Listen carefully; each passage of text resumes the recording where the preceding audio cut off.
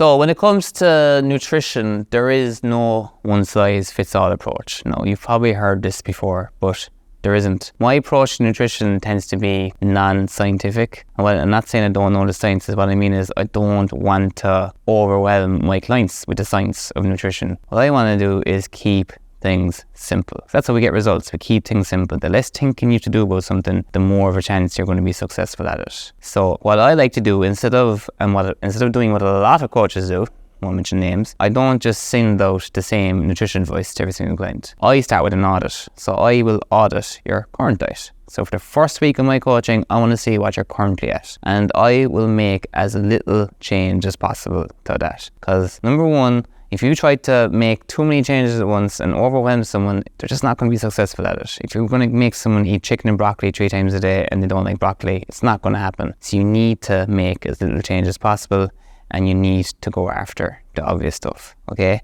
I don't believe in fad diets. I can't even name the diets. But if I have a client and they say that they like to follow, we'll say, is it a paleo diet and they're successful at it and it's something that they can sustain, well then who am I to say that you shouldn't eat that food if it's something that you can do for sustainable into time. However, if someone says to me that, yeah, I did the paleo diet last year and I had great results with it, I lost 2 stone. First question I'll ask them is, are you still down that 2 stone? And they're like, oh Jesus, no.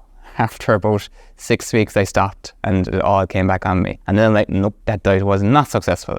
It's only successful that if you lose that 2 or 3 stone, but a year later, you're still down that 2 or 3 stone. That's what success means to be. It needs to be sustainable and needs to be something you can maintain over a long period of time. And that is why you need to make as little change as possible at the very beginning. Now, when I audit people's diets, you might think that I'm going to get you to meal prep. I'm going to make sure that you're cooking for 6 hours on a Sunday. Absolutely not. If I see someone that eats out a lot, and that's what they do, that's what their current life evolves around, I'm not going to make them stop eating out, because I can't, because that person is a busy professional and they have to eat out. So instead of me getting them to stop eating out, I am going to teach them and give them knowledge to make better decisions as they eat out. In fact, I have an eating out guide that contains all the major restaurants in Ireland, and it shows you how to make better decisions.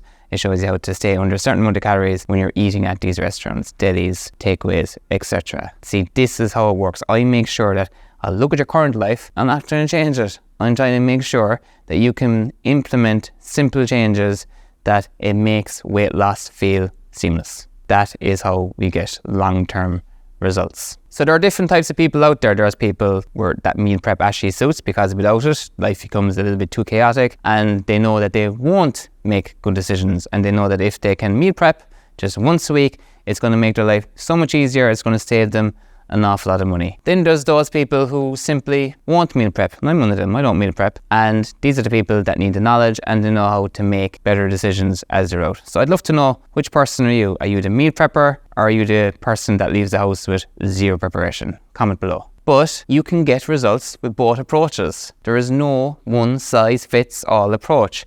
You can get results meal prepping.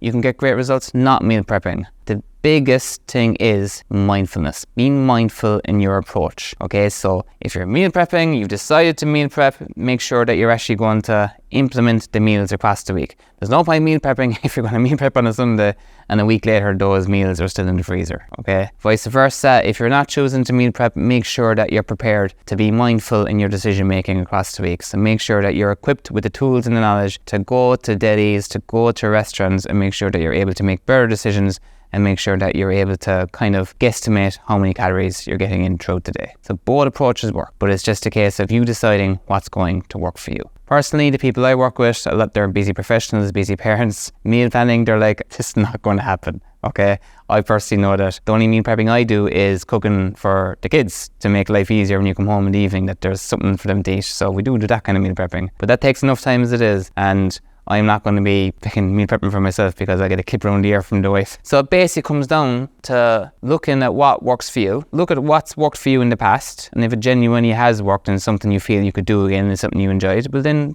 go back to that approach. But if you've tried meal prepping in the past and it's stressed you out and it's something that you know you can't keep doing, well then don't do meal prepping, okay? It's about being honest with yourself, and I don't tell people, look, meal prepping, this is all you need to do to lose weight. I ask, what do you think you can do, okay? So coaching is very much a two-way process. I rely very heavily on the client's feedback. So I'll always ask the question, do you think this is feasible, sustainable? Is it something you've done in the past? What kind of results have you had with it? And if they say, no, it's a pain in the arse, I can't do it, then we find an approach that works within their current lifestyle. So that is what coaching is. It's two-way.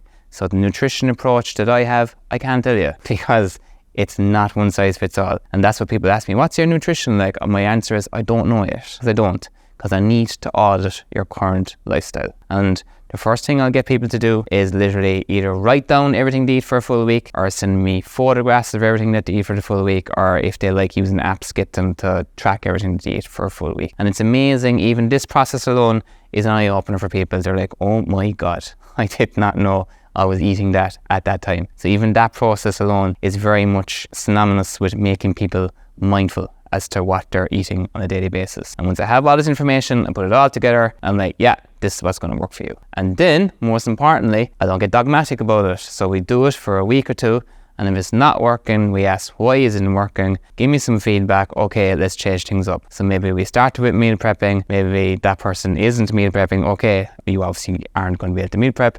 Let's move on. Vice versa, maybe someone said, yeah, I'm going to be able to do this without meal prepping. I'm going to be able to make better decisions as I'm out or whatever. And then 2 weeks in, they're actually putting on weight. It's not working. Again, we need to change the approach.